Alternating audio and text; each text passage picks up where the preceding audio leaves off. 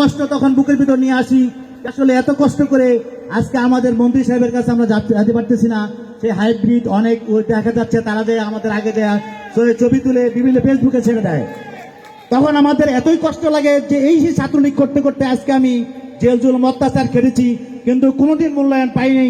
আমি আমার কথা এভাবে বলবো, মন্ত্রী সাহেবকে অন্ততপক্ষে আমাদেরকে একটু মূল্যায়ন করেন।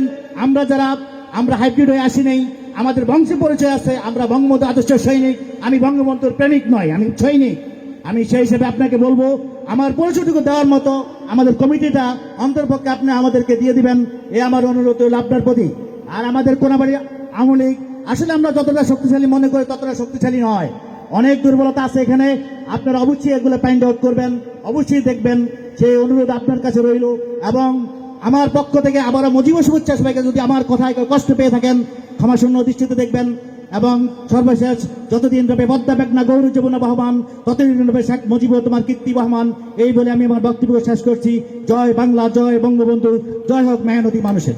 আমি মাঝখানে